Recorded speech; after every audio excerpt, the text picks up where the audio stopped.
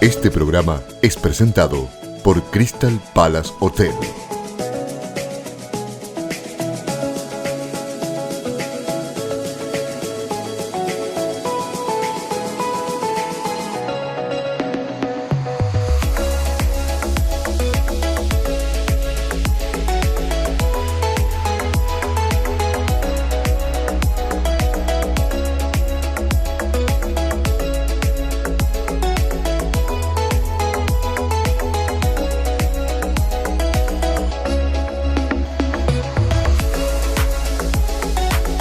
¿Qué tal, amigos?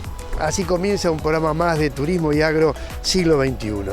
Primera parte de nuestro programa dialogaremos con Manuel Reina, empresario de Piriápolis y a su vez un hombre referente de la política departamental.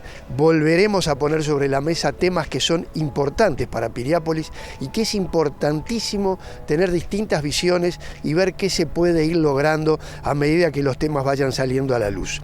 También estaremos en el municipio de Pan de Azúcar con una jornada de ecoturismo puntualmente del avistamiento de aves. Allí dialogaremos con varios integrantes de este curso que sin duda abrirá una cantidad de expectativas conocer este tema más en profundidad. Para comunicarse con nosotros, 099-405-641. Lo pueden hacer por WhatsApp, lo pueden hacer por Telegram, también nos pueden ver en YouTube y en Facebook. Vamos a los avances del programa de hoy.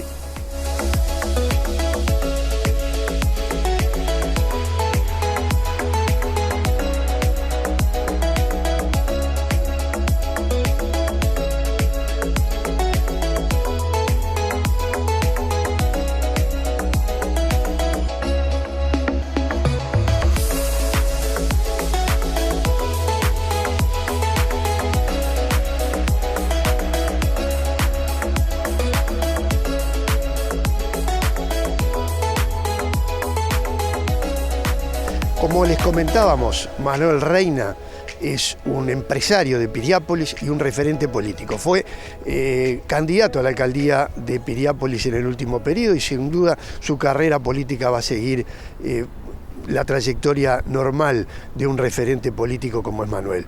Con él dialogamos temas muy importantes para Piriápolis.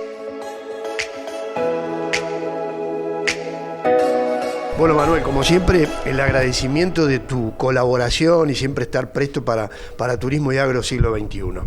Contanos, para empezar a romper un poquito el hielo, cómo se ha dado desde la óptica comercial, empresarial de Piriápolis, cómo se han dado las vacaciones de invierno de la parte uruguaya, ahora de la parte argentina, y qué se espera para las próximas vacaciones, ya que están en el umbral las vacaciones de septiembre. Un tema difícil. Sabemos la realidad que se está viviendo en la vecina orilla, el atraso cambiario que ha hecho que estas vacaciones de invierno se haya ido mucha gente, que era previsible. Unas vacaciones de invierno que no denotaron mucha cosa, donde solamente se pudo trabajar el último fin de semana prácticamente, producto también de lo que fue el feriado largo del 18 de julio, que estiró un poquito ahí, pero a nuestro criterio un par de semanas mediocres, donde no colmaron las expectativas. Bien, y para vacaciones de septiembre se va a vivir un poco las mismas circunstancias. ¿Es así? No creo que hayan cambios sustanciales de aquí a septiembre, porque estamos muy cerca ya y no depende de lo que pueda suceder en nuestro país, sino que dependemos mucho de lo que pasa afuera y no creo que hayan cambios sustanciales. Entonces no hay grandes expectativas, que eso no quiere decir que no se trabaje y uno no apueste, ¿no? Porque uno apuesta y genera cierta movida para esperar lo mejor y bueno, es lo que se da. En el último programa de Turismo y Agro Siglo XXI sacamos al aire una entrevista que hicimos con un conocido corredor inmobiliario de Piriápolis, el señor Pedro Gaba, donde no solamente hablamos de la parte inmobiliaria, sino que surgieron una cantidad de temas que nos parece importante poner sobre la mesa y dialogar sobre ellos.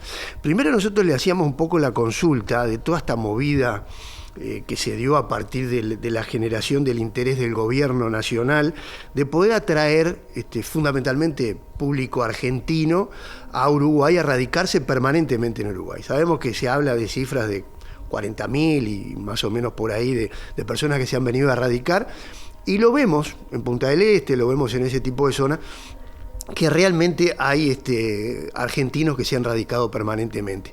Una de las cosas que decía Gaba es que Piriápolis no ha podido absorber mucho de ese público. Que sí, que hay algunos ya tenían su propiedad, pero ¿por qué? ¿Por qué Piriápolis no puede o no ha podido absorber ese público de todo el año? Coincido en cierta medida con lo que decía Pedro Gaba. Yo creo que sí, que Piriápolis, de todo ese universo que ha venido, que ha migrado hacia nuestro país, no solamente con su familia, sino con mucho capital, que también es sabido, ha podido absorber poco. Y yo creo que parte de las dificultades que tiene Piriápolis, que también lo citaba el corredor inmobiliario, es la falta de infraestructura que hoy cuenta nuestra ciudad.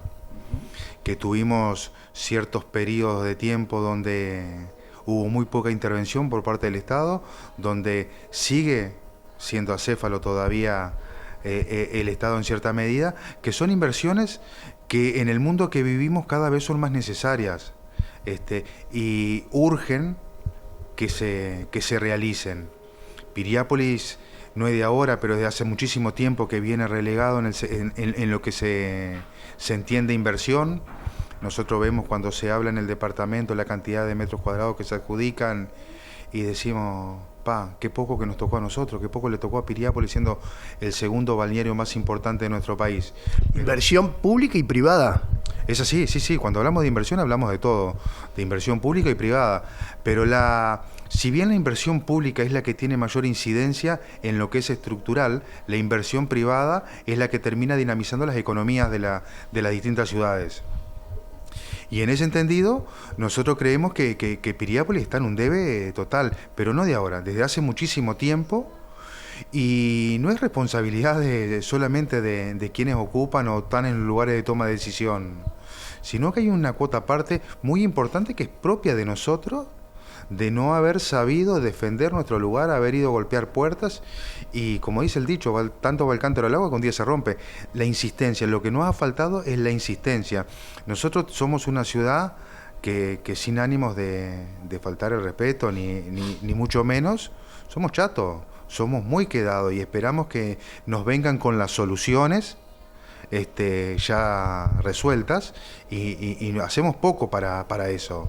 Y yo creo que hoy hay un cambio que va a costar, que va a demorar en dar sus resultados, pero bueno, se vienen caminando y tratando de poner en discusión y poner sobre la mesa distintos temas que hoy son necesarios para Piriápolis, para que haya un desarrollo. Piriápolis tiene ciertas características que otros lugares no lo tienen. Por algo nos eligen, ha tenido un crecimiento sostenido, pero un crecimiento que no se ve reflejado ni en lo que es la evolución de la ciudad, ni geográficamente, ni topográficamente, ni arquitectónicamente, porque falta inversión. Gaba decía en una parte de la entrevista algo que puede sonar muy fuerte, pero que yo lo entiendo. Él decía que después de Piria casi nadie ha hecho nada. Entonces, si uno lo ve así fríamente, esa aseveración, dice, me parece que esto es medio exagerado. Pero yo creo que lo que él se quería referir era que después de toda la inversión y la infraestructura que hizo Piria y que dejó Piria, no han habido obras de esa magnitud. A ver, ¿cómo lo ves a eso? Sí, ahí es cierto, pero tengo cierto reparo porque también hay que posicionarse en los contextos y en los momentos históricos en cómo se dan las cosas. Es verdad que Piria lo hizo todo. A nosotros lo que nos correspondía era cuidarlo, protegerlo, ayornarlo y que no se deteriorara con el paso del tiempo. Que no ha sido así también, porque hasta en eso estamos en el debe, porque de los edificios más importantes que dejó Piria, la gran mayoría hoy sufren un deterioro muy grande. Pero también hay que saber que esos edificios hoy pertenecen al Estado. Claro, la mayoría son del Estado, ¿no? La mayoría son del Estado. Después han habido obras importantes para Piriápolis, pero que también, que no terminan de llenar el ojo porque no son redundantes. Tuvimos la obra de lo que fue la reconstrucción de la Rambla, tenemos una planta de tratamiento de fluidos muy importante para la ciudad, a pesar de que no tenemos saneamiento o no toda la ciudad tiene saneamiento, solamente el centro. Ahora vamos a hablar de eso. Después tenemos construcciones que se han hecho, como la piscina, pero nos falta muchísimo, y es verdad que Piria lo hizo todo. Después no han habido obras de significancia y falta el incentivo ese al privado por parte del Estado para que venga e invierta en Piriápolis. Claro, pero a ver, ahí vamos a detenernos un poco, porque esto es importantísimo, lo que tú decías recién y que lo dijo Pedro también, que es todo lo que dejó Piria, cómo se ha deteriorado en el tiempo, y la mayoría pertenecen al Estado y el Estado no invierte en mantener eso. Pedro nos decía, por ejemplo, que hay caños de agua y desagües que todavía son de la época de Piria. Sí, es así. O sea que eso es peor todavía, ¿no? Me conta, pero también, si los hay de esa época es porque cuando se hicieron bien y no han sido necesario cambiarlos. Los que han sido necesarios, que como fue en la Rambla en su momento, como hay otros sectores que son conocidos, donde se ha trabajado, se ha hecho intervenciones, pero también es real que uno no puede levantar toda la ciudad para cambiar todo. No, claro. Son pequeños, son etapas que se van haciendo de forma progresiva, pero igual se han hecho en los momentos que han habido dificultades. No es que haya nacido desde un gobierno la impronta de decir, bueno, vamos a cambiar, vamos a mejorar, vamos a ayornar. No, eso no ha sucedido. Solamente las intervenciones que han habido es producto de porque han habido colapsos en determinados momentos que han requerido esas intervenciones. Esos colapsos, por ejemplo, se pueden dar, como se dio este verano, por ejemplo, un par de inundaciones allí en Sanabria y Tucumán, por ahí un poquito más arriba. ¿Eso puede tener algo que ver con este tipo de infraestructuras tan antiguas que tiene Piriápolis? Sin duda que sí, pero también hay que entender que hay 2 o 3 puntos que han sido históricamente los conflictivos, Trapani y Tucumán, Sanabria, pero también no hay que perder de vista el crecimiento sostenido que ha tenido la ciudad, la cantidad de incorporaciones, de construcciones que han habido, que también se vuelcan. Vos pensás que cuando se hicieron esas obras, se pensaron para una determinada cantidad de gente, para una determinada cantidad de construcciones, y yo creo que ahí es donde está el debe de los gobiernos departamentales, de los gobiernos centrales, no haber atendido en tiempo y forma lo que fue el crecimiento. Porque el crecimiento no es de ahora, no se ha dado en estos últimos tiempos producto de la pandemia que mucha gente se vino. No, Piriápolis tiene un crecimiento sostenido desde hace muchísimos años, donde ha incrementado la cantidad de construcciones. Se habla que solamente conexiones de OCE por año hay más de 2.000. Son 2.000 casas que se hacen y barrios nuevos que se van abriendo. Y bueno, ahí es donde está la falta del Estado, que no ha sabido hacer una lectura correcta de ese crecimiento para poder proveer de los servicios básicos para que no sucedan esos colapsos. Fue muy crítico Gaba en el tema de OCE, ¿no? O sea, tanto es así que en determinado momento dijo que a OCE habría que privatizarla, también entre comillas, ¿no? Pero evidentemente habló de algo que es importante, que es la tarifa 9. ¿Por qué no nos explicás un poco de qué se trata eso? Bueno, no soy partidario de privatizar el agua. El agua debe Por eso decía que era un poco demasiado profundo el tema, ¿no? Tiene que ser privativa del Estado. Sí, es verdad, la tarifa 9 es un tema que nos preocupa y nos ocupa, y hace muchísimo tiempo que nosotros como operadores y como miembros de gremiales hemos venido insistiendo en la necesidad de la derogación de la tarifa 9, que una tarifa que fue pensada en un momento para una determinada subvención o financiación de obras de saneamiento que se fueron manteniendo en el tiempo. Hubieron periodos donde nadie pataleó.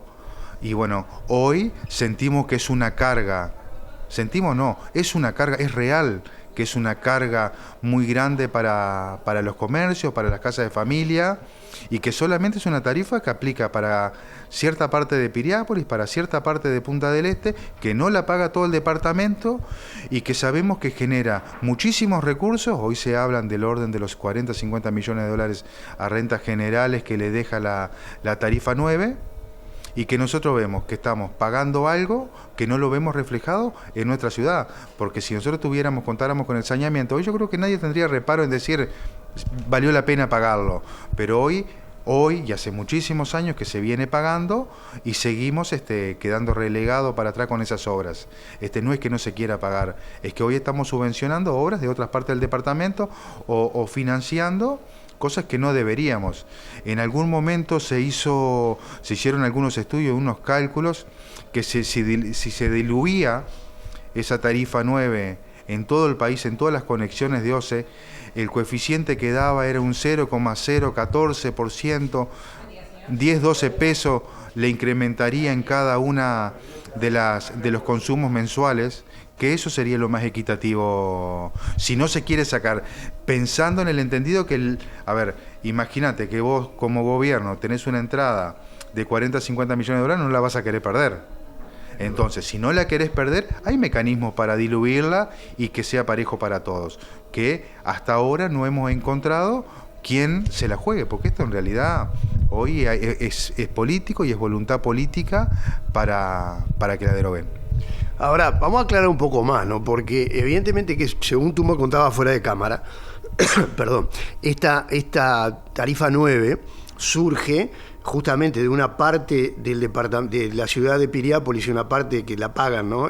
Punta del Este, para inversiones de saneamiento en esos lugares. Así surge. Evidentemente que el saneamiento en Piriápolis no se ha visto reflejado de acuerdo a lo que se ha recuperado, lo que se ha cobrado de esa tarifa. Pero a su vez esa tarifa, al ir a rentas generales, está siendo beneficiosa para muchas partes del Uruguay en saneamiento, que la paga solamente una parte de Piriápolis y una parte de Punta del Este. Sí, es así. En su momento, cuando se creó, fue para financiar obras, que las obras se culminaron y todo, pero lo que se siguió recaudando no se siguió invirtiendo en el departamento.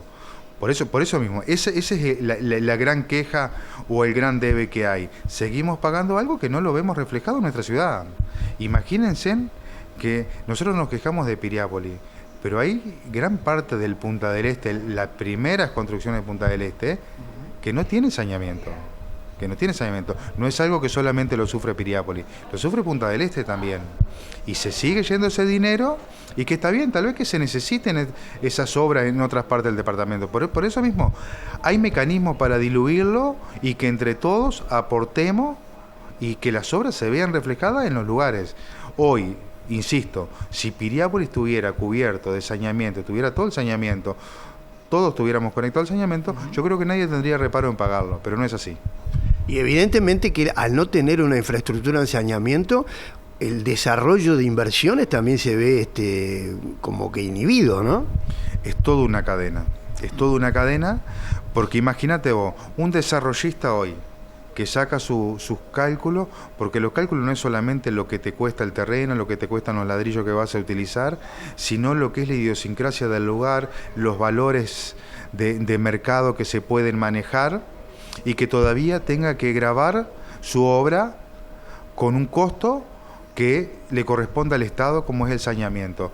Estoy convencido que Piriápolis ha perdido la oportunidad de tener muchísimas obras y muchísimos emprendimientos porque no se han sabido atender esas necesidades, que también creo que aunando los esfuerzos entre gobierno departamental, gobiernos locales, UGD, como se llama actualmente, y el propio desarrollista, esos costos se pueden diluir, que cada cual ponga su cuota aparte.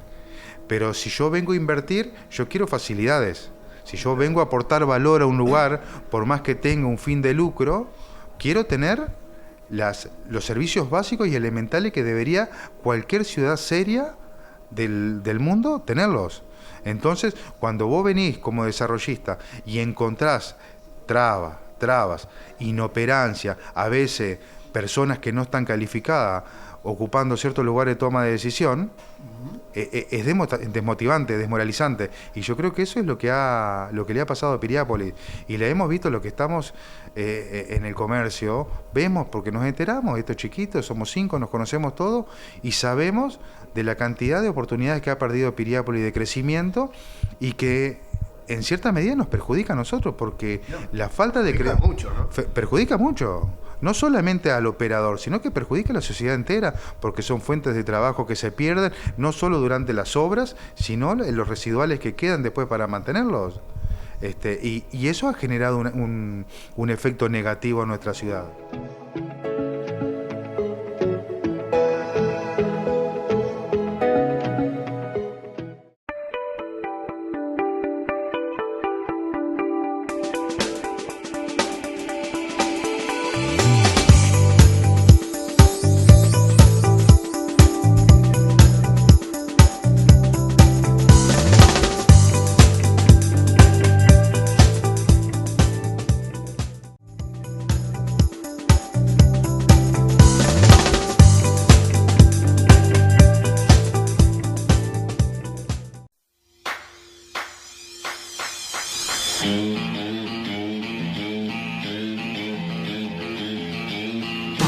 Si quieres comprar mejor, ya no lo busques más. Ven al depósito que te sorprenderá.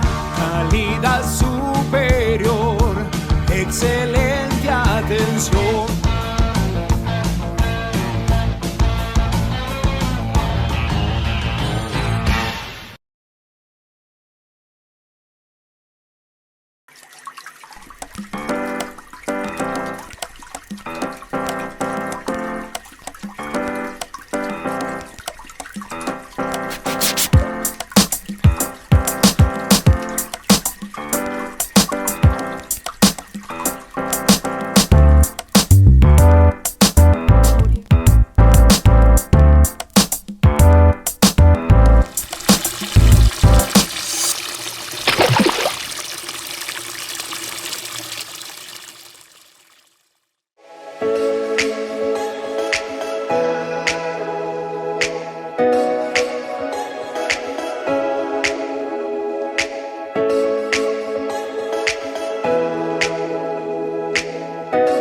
En este bloque continuamos nuestro diálogo con Manuel Reina, empresario de Piriápolis.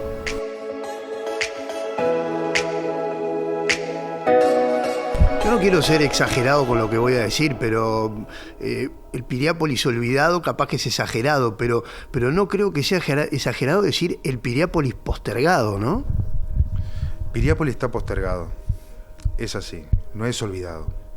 Yo creo que no. Pero vamos a volver a lo mismo, que creo que ya lo dije, y es la falta de empuje de las fuerzas vivas, de las autoridades, de la ciudadanía en su conjunto, de pelear por las cosas que tiene Piriápolis. Nosotros tenemos un cierto grado de egoísmo, donde cada cual cuida su chacrita. Cada cual cuida su árbol y no se da cuenta que detrás del árbol hay todo un monte, ¿ah? Que hay que pensar en el monte y no en el árbol. Y esa mentalidad también nos ha jugado en contra. Y hay un cambio de matriz, hay un cambio generacional que se viene dando. Y ojo que esto lo digo con muchísimo respeto y es una crítica sumamente constructiva. Pero también nosotros no hemos sabido entender la evolución del mundo, cómo evoluciona, cómo cambia todo. Hoy ya no es como antes, que se proyectaba a 5 años, a 10 años, a 30 años, donde la gente venía y se instalaba 30 días, 40 días. Hoy no, hoy es todo mucho más dinámico, mucho más rápido, es mucho más para ahora y hay que pensar en soluciones ahora. Entonces los problemas ya no se los pueden seguir pateando para adelante. Hay que pensar, sabemos cuáles son las debilidades, cuáles son las fortalezas y trabajar sobre eso. Pedro decía, justamente en relación con lo que tú estás diciendo, que no protestábamos, que nos faltaba protestar. Y hoy está muy sobre la mesa hablar de políticas de Estado. A nivel nacional lo vemos que se coincide quizá de que toda la parte de lo que es seguridad a nivel nacional deberían ser políticas de Estado y así algunas otras cosas. ¿Tendría que haber de alguna manera una política departamental o una política local de Piriápolis, de todas las fuerzas políticas, sea del palo que sea, para justamente ocupar estos temas? Yo creo que sí. Estoy convencido de eso. Yo creo que hay que fijar prioridades. Hoy hay que fijar prioridades y pensar en un futuro de prioridades que sean beneficiosas para la ciudad en todo su conjunto y no para determinados sectores o determinada gente. Las políticas de Estado están, las políticas departamentales están, pero cada municipio tiene su presupuesto, su rubro, y cada gobierno que viene con su idea, con sus prioridades, qué es lo que ven ellos que tienen que hacer. Pero, y vuelvo a decir, esto es crítica constructiva y con el máximo de los respetos, nadie ha pensado en Piriápolis en su conjunto. Piriápolis tiene solamente una actividad, una industria, que es la actividad turística.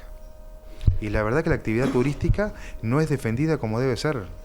No, claro, todos estos temas la posterga también. Obvio que la posterga también, y más en el mundo que vivimos de globalización, que hoy con un teléfono vos estás conociendo 3 millones de posibilidades distintas. A la prueba está lo que nos ha pasado estas vacaciones de julio, lo que nos puede llegar a pasar el próximo verano, la cantidad de gente que está eligiendo Centroamérica, Europa, para conocer, y no es porque les esté sobrando el dinero, sino que encuentran posibilidades mucho más tentadoras para aprovechar y para invertir su tiempo y su dinero, que hoy Piriápolis no se lo ofrece. Ahora, evidentemente que tú, aparte de empresario, sos un hombre de la política, fuiste candidato a la alcaldía de Piriápolis y tu carrera política sigue para adelante.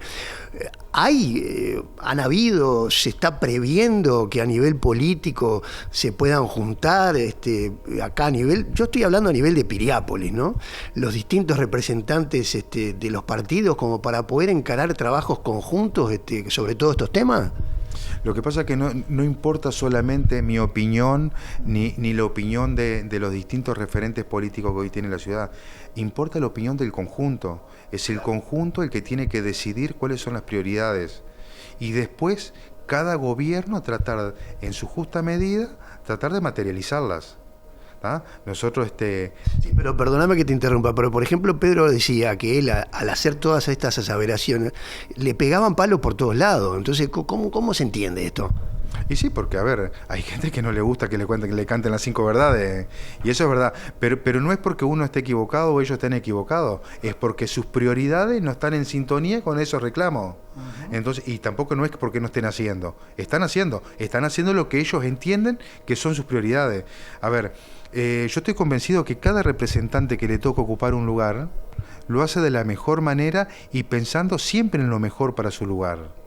Pero vuelvo a lo mismo, es un tema de prioridades, cómo se fijan prioridades, y que las prioridades no son personales, las prioridades son colectivas, y las prioridades hoy refieren a un conjunto de necesidades que tiene la ciudad y que se tienen que llevar a cabo. Por eso no alcanza solamente con la voluntad de las personas, de los referentes de acá. Los referentes de acá son los que tienen que tener las ideas claras y tratar de ir a las oficinas donde corresponden y golpear las puertas 1, 2, 3, 4 y 10 veces si es necesario para reclamar lo que nos pertenece. Ahora, evidentemente que también, Manuel, y tú vas a convenir conmigo, tenemos a nivel departamental diputados, no solamente del Partido Nacional, sino también del Frente Amplio y del Partido Colorado. Entonces, esos tendrían que ser también de alguna manera puntales en todo este tipo de cosas y mirar a Piriápolis con una objetividad que sea mucho más amplia de la que hoy se mira, ¿no? Se lo mira. Créeme que se lo mira, y yo creo que en pocos departamentos se ha dado esa sintonía entre la bancada de diputados departamentales. El departamento tiene 5 diputados y han trabajado muchísimos temas para el departamento, para Maldonado, para Punta del Este, para Piriápolis, temas que preocupan a todos. Y que han habido resultados. Volvemos a lo mismo, Piriápolis venía relegado, venía con muchas necesidades, tiene sus intervenciones, y es claro que también que por más buena voluntad que tenga un gobierno, los recursos son finitos y a veces vos no tenés para todo, y por más que quieras hacerlo todo, no te da a veces ni la plata ni los tiempos. Y nosotros todavía tenemos la desventaja que tenemos obras que se han proyectado para Piriápolis, como la que hoy está en discusión, lo que es Punta Colorada y Punta Negra, que son obras que nosotros entendemos que son beneficiosas para la ciudad, que aportan muchísimo valor, y tenemos cierto sector de la sociedad que está en contra de esas obras. Y yo entiendo que el medio ambiente hay que cuidarlo, hay que protegerlo, y estoy afín a eso, pero también todo en su justa medida, y yo creo que se han utilizado ciertos argumentos para politizar esas obras y poner ciertas trabas. Hay un ejemplo, no voy a dar nombre, un vecino de San Francisco, que cuando comenzó la obra de San Francisco era uno de los que más protestaba porque esa obra creía que iba a ser contraproducente. Hoy no solo reconoce que estaba equivocado, que estaba confundido, sino que agradece la obra porque su propiedad se revalorizó de tal manera que de otra manera no hubiera sido así. Entonces, esas obras, esas intervenciones que hacen los estados, que hacen los gobiernos departamentales, no son por capricho, son obras que están pensadas, son obras que aportan valor y que las necesitamos. Y también ahí tenemos que hacer un mea culpa, que no podemos estar poniendo el palo en la rueda cada vez que se proyecta una obra. Es obvio que una obra a veces trae contratiempos, pero bueno, se piensa en el bien de la comunidad. Sí, pero ahí las protestas, si la gente va y pasa por Punta Colorada hoy, por Punta Negra hoy, hay días donde la ruta que existe desaparece por la arena. O sea que si eso no hacemos algo, la ruta existente que tiene no sé cuántos años va a desaparecer. Sí, es que es real. Digo, a ver, por eso mismo, las obras no son caprichosas, las obras son necesidades que tienen determinadas zonas y son obras que están pensadas, y hay profesionales detrás de ello, que están. Pero bueno, a veces el sentir y el pensar de ciertas personas no es el común denominador del total de la sociedad. Y permitime que agregue algo más sobre esto. Insisto que lo digo con el mayor de los respetos, yo creo que durante muchísimo tiempo ha habido cierto sector de la sociedad que ha querido manejar Piriápolis como su barrio privado, que no ha permitido y han sido los precursores de los palos en la rueda para el desarrollo de la ciudad. No han querido el ayornamiento, no es solamente la responsabilidad política de los distintos gobiernos, sino que ha habido gente que no ha querido que Piriápolis crezca.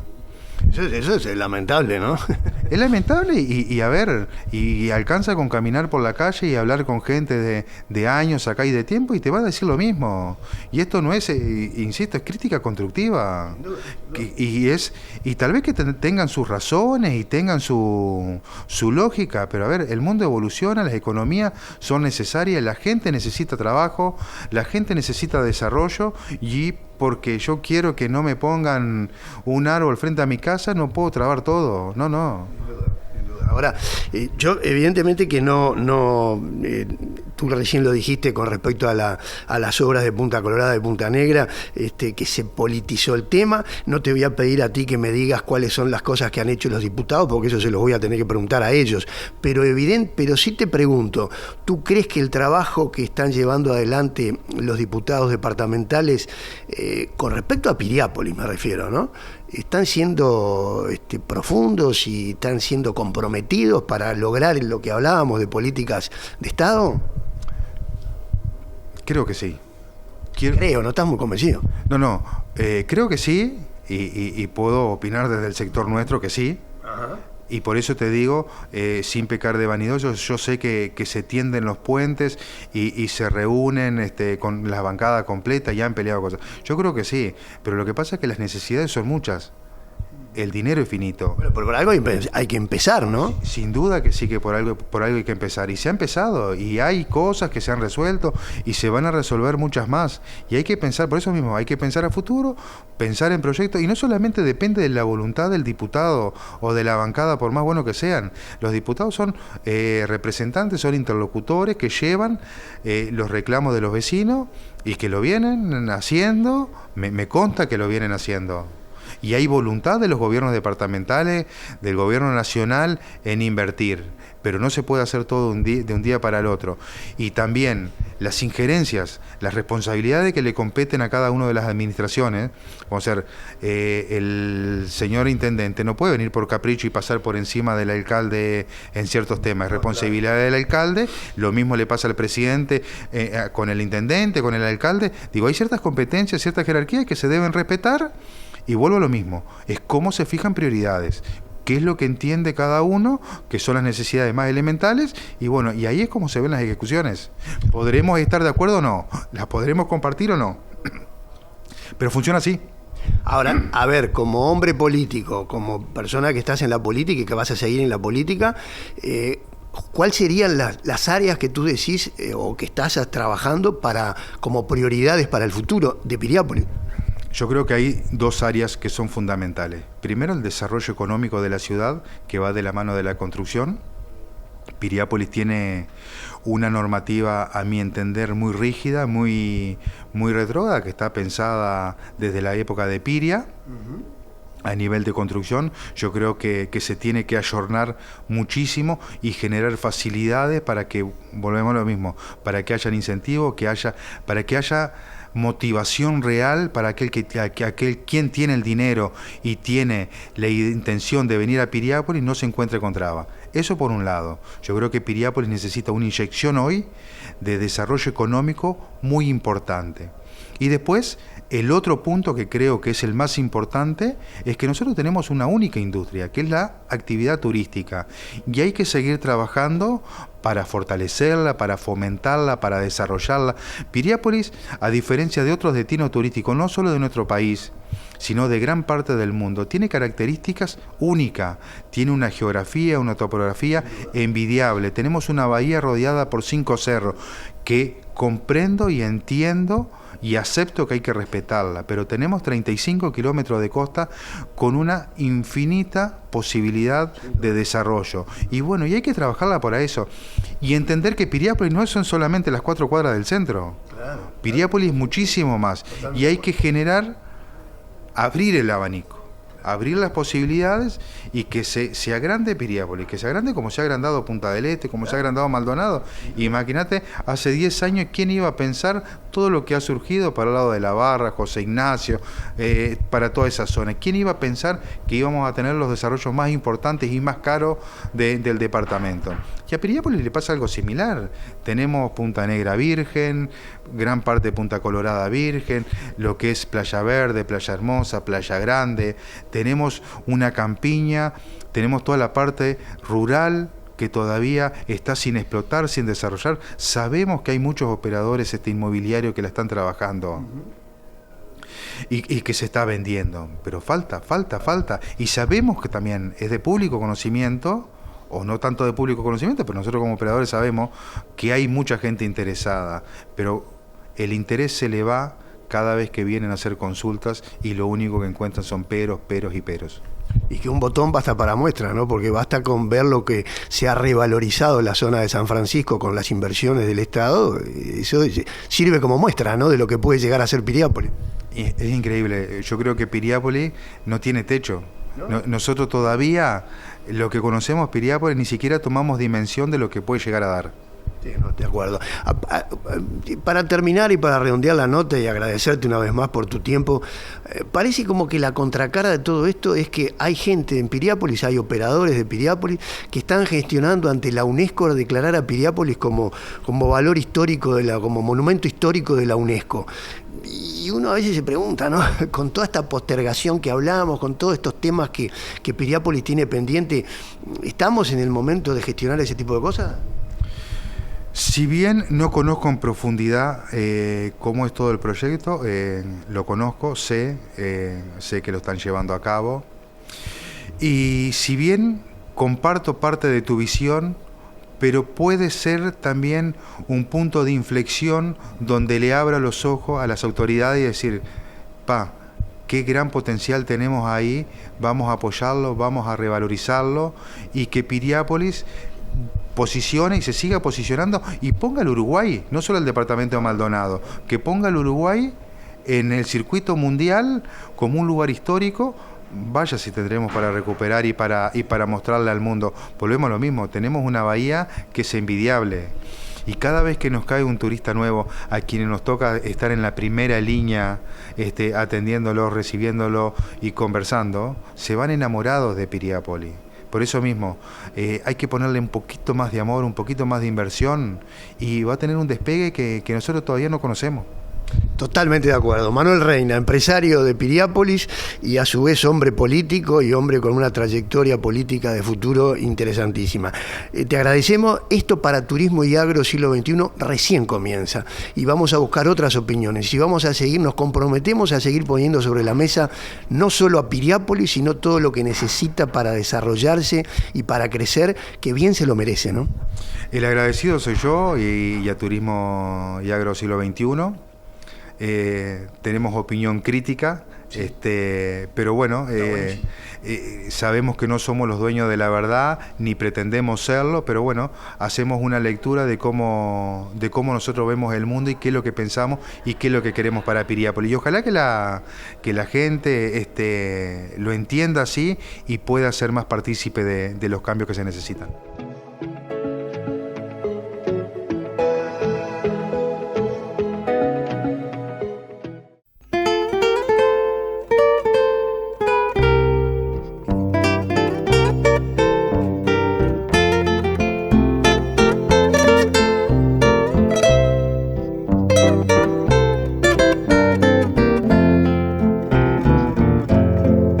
Santa Marta era una villa de Malvo.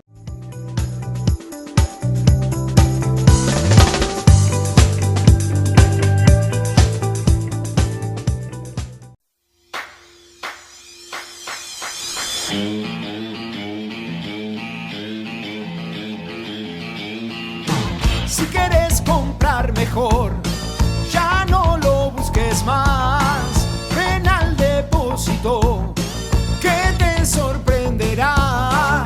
Calidad superior, excelente atención.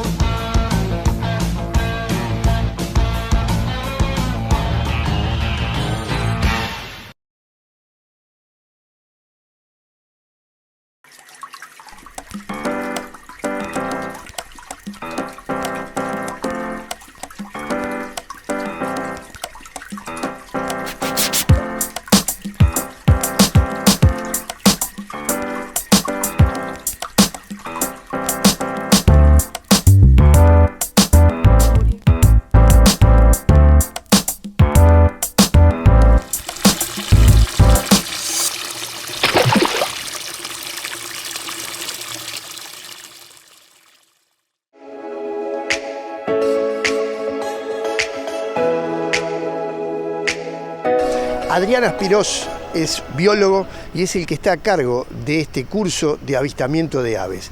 Con él dialogamos en este bloque.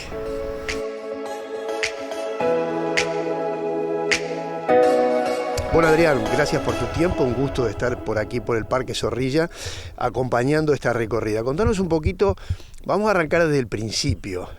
¿Qué abarca ecoturismo? ¿Qué es ecoturismo en comparación con otros tipos de turismo natural, ¿no? Exacto, es importante la diferenciación porque turismos de naturaleza hay muchos, es básicamente cualquier tipo de actividad que hacemos en un entorno natural. Pero el ecoturismo tiene el componente además de tratar de ser lo menos impactante posible sobre el ecosistema. De hecho, menos agresivo, digamos. Exacto, no debería tener ningún impacto ni sobre los hábitats, ni sobre las especies que estemos observando, en este caso, en el día de hoy, las especies de aves. Así que con el PEC, con el Programa de Ecoturismo para la Conservación, volvimos nuevamente al Parque Zorrilla con los compañeros de primer año y los de segundo, que están trabajando de guías hoy para aquellos que empezaron este año. Bueno, ahora contanos un poquito la introducción a este programa, de qué se trata este programa y cómo lo compone.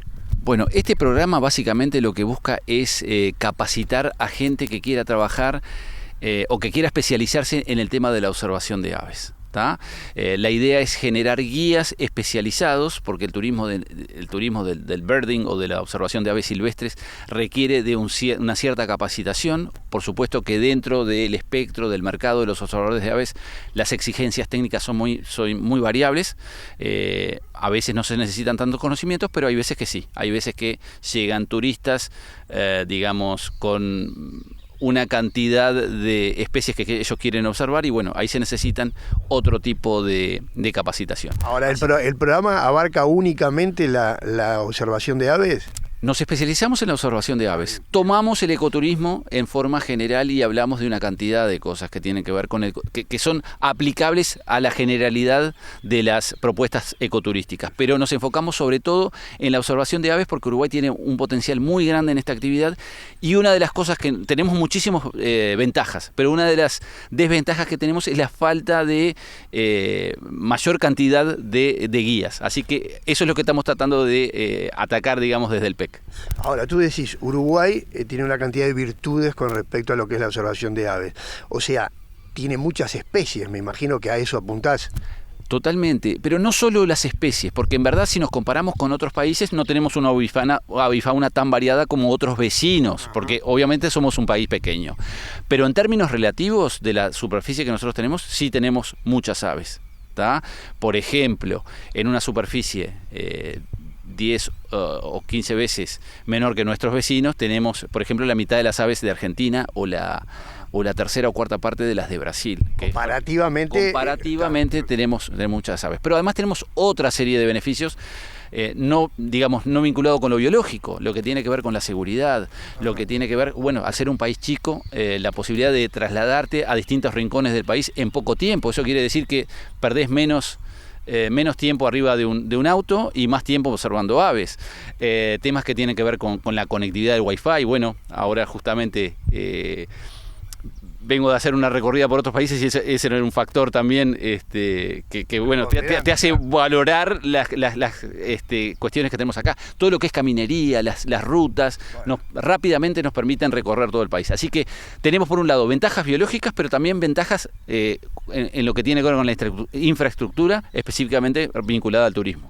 Ahora, Diana, acá me surgen dos preguntas. La primera es, si nos referimos al turista o al visitante uruguayo, ¿hay cultura en la observación de aves? No en el extranjero, porque seguramente que la tienen, pero el uruguayo, ¿la tiene? Bueno, justamente la semana pasada estaba hablando con observadores de aves de otros países y estábamos hablando de eso justamente en el caso, bueno, de Perú, como ellos estaban acostumbrados a recibir turistas extranjeros para observación de aves, pero que en los últimos tiempos y con un énfasis muy importante durante la pandemia y después de la pandemia, se ha volcado mucha gente nacional a la observación de aves. Y eso ha permitido la subsistencia de una cantidad de negocios que lamentablemente se vieron muy impactados durante la pandemia porque no podían recibir a los extranjeros, pero que subsistieron con el mercado local. En Uruguay pasa exactamente lo mismo, en el sentido que incluso que digamos, la comunidad de observadores de aves ha venido creciendo en los últimos 20, 30 años de forma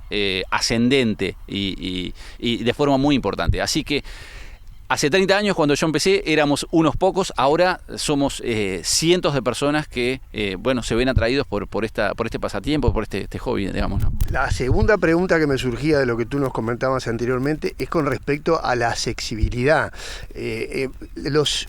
La parte gubernamental, digamos, local o departamental, ¿está concientizada de que tiene que haber buena caminería? Quizá no lugares de observación, pero sí buena caminería, acceso para que la gente pueda llegar a eso. ¿Hay conciencia de eso? Sí, totalmente, y ya te digo, también las autoridades se están dando cuenta de que esto tiene un potencial muy grande. Bueno, acá en Maldonado, la verdad que hemos desde el principio obtenido muy buen apoyo. De hecho, bueno, el PEC está apoyado por la Intendencia a través de la Oficina de Turismo, por los 8 municipios, por la Junta Departamental. Así que, bueno, en ese sentido, yo creo que las autoridades apuntan a tratar de promover esta actividad porque es algo muy interesante. Nosotros siempre decimos que buscamos el triple impacto. Por supuesto, como en calidad de biólogo, a mí me interesa mucho fomentar y promover la conservación de la naturaleza. Y el ecoturismo, la observación de aves, permite eso a través de generar puestos de trabajo para aquellas personas que quieran dedicarse a ser guías y bueno, a ingresos económicos, que nosotros acá recién estamos empezando, pero en otros países de la región los gobiernos han apostado de hace 30 años y ven hoy dividendos muy interesantes en lo que tiene que ver en la contribución al PBI de esos países. Tal vez el más conocido es Costa Rica, pero hay otros países en Latinoamérica que están trabajando muy bien con el tema del birding y es lo que queremos, digamos, a lo que queremos apuntar aquí también. Ahora, bueno, contanos un poquito ahora sobre el programa en sí, ¿no? O sea, ¿cuánto tiempo dura? ¿Cuáles son las áreas que se busca atacar? O sea, para que la persona se nutra de eso. Bueno, básicamente lo que nosotros hacemos, tenemos un programa que dura más o menos unos 8 o 9 meses, que arrancó en abril y va hasta diciembre, donde intercalamos clases teóricas, que bueno, esto lo arrancamos en la pandemia, y lo hicimos en un formato virtual que nos pareció bueno seguirlo porque eso nos permite llegar a muchos rincones de Maldonado, a personas que se les haría muy difícil llegar a la ciudad de Maldonado o a Punta del Este para presenciar las clases. Así que el componente teórico lo seguimos de forma virtual y después tenemos, que es una vez por semana para el primer año, para los que arrancaron este año. Y después tenemos una vez al mes una salida práctica, que es la que estamos haciendo ahora aquí en el Parque Zorrilla.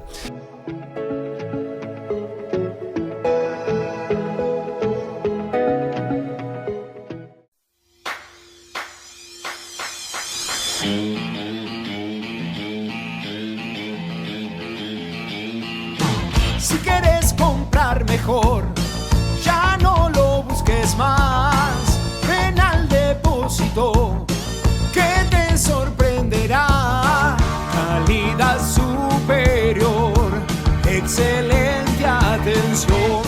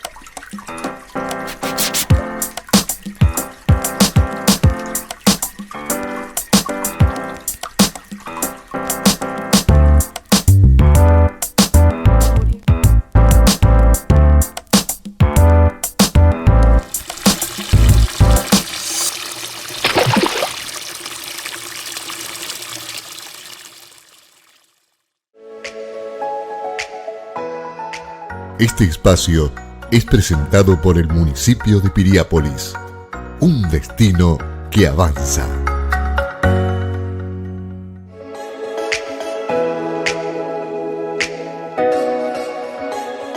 Álvaro y Elías participan de este curso de avistamiento de aves. Ambos fotógrafos.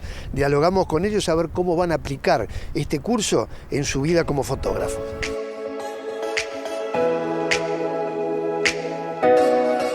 Bueno, Elías, Álvaro, un gusto de charlar con ustedes. Contame un poquito, Álvaro, sos fotógrafo profesional, contanos cómo surge todo esto de vincularte al ecoturismo y fundamentalmente a lo que es el avistamiento de aves, ¿no?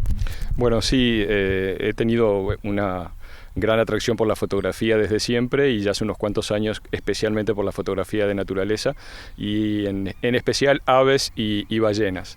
Y bueno, en este momento, aprovechando el tema del PEC, que surgió como algo súper interesante para profesionalizarse, para también uno profundizar más en el tema del ecoturismo y podernos formar también como guía, ¿verdad? Y en este momento también disfrutando del Parque Zorrilla, que realmente es espectacular, tiene un montón de diversidad de aves y de biomas acá, que hace súper interesante el venir acá a hacer una de las salidas prácticas. El año pasado se hizo, este año estamos volviendo de nuevo, así que bueno, aprovechando todos los rincones mágicos de Maldonado, digamos, con esta iniciativa que apoyan todos los municipios.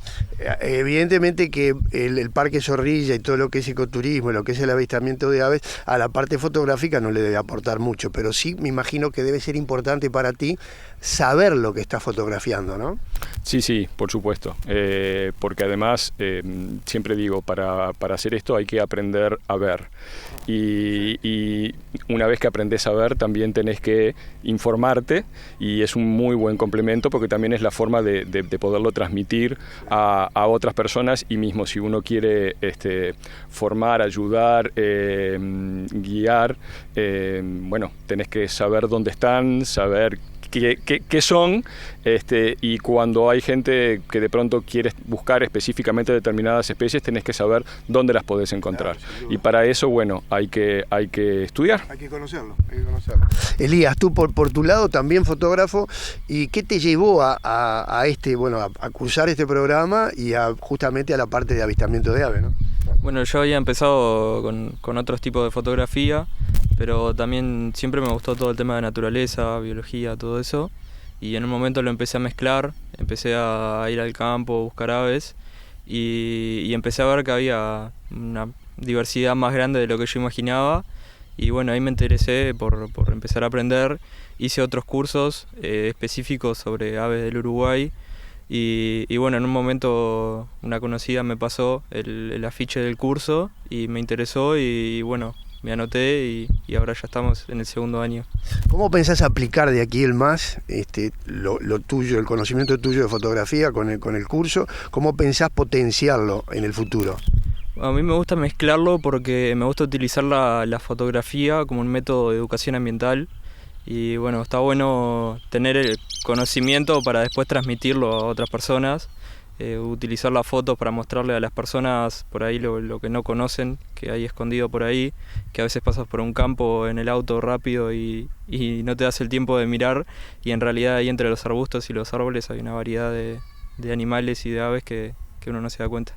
Habría que potenciar la caza fotográfica, ¿no? O sea, cazar al animal en el lente, ¿no? En la lente. Sí, exacto, es más o menos lo mismo, nos comportamos a veces como cazadores, pero sin la parte mala en realidad. Usamos escondites, usamos camuflaje y cosas a veces para estar escondidos mucho tiempo en un lugar esperando a que aparezca justo un ave o un animal para fotografiar. Y bueno, cuando logras sacar esa foto que estabas esperando tanto tiempo, es una satisfacción que está muy buena. Ya está en el segundo año, ¿cómo ves tú? Porque ya Álvaro nos decía, pero ¿cómo ves tú el potencial del Parque Zorrilla? ¿Cómo te ha resultado como experiencia? No, está muy bueno el lugar porque, como decía él, tiene gran variedad de ecosistemas distintos, tiene humedales, tiene monte nativo, hay un montón de cosas que permiten que en un área chica, que se puede caminar en un rato, puedas ver un montón de especies que por ahí se encuentran en hábitats diferentes. En este tipo de fotografía y que nos gusta esto, jamás le vamos a sacar una foto a un ave que está enjaulada o en un zoológico o en un parque.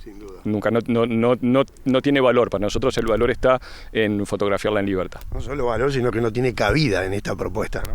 Para nada. Álvaro, Elías, gracias por su tiempo. Ha sido un placer dialogar con ustedes. Un gusto.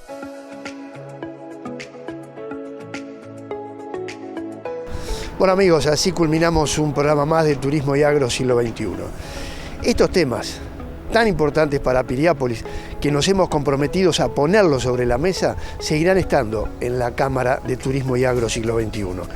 Iremos consultando distintos referentes empresariales, políticos, comerciales, y todos estos temas buscaremos ponerlos en consideración, pero a su vez también cómo se van a ir afrontando, desarrollando y solucionando muchos de ellos. Así que el compromiso está, y Turismo y Agro Siglo XXI seguirá informando porque nos importa Piriápolis, porque entendemos que merece toda la difusión y comunicación que desde este humilde opinión estamos haciendo. Hasta el programa que viene. Chau, chau.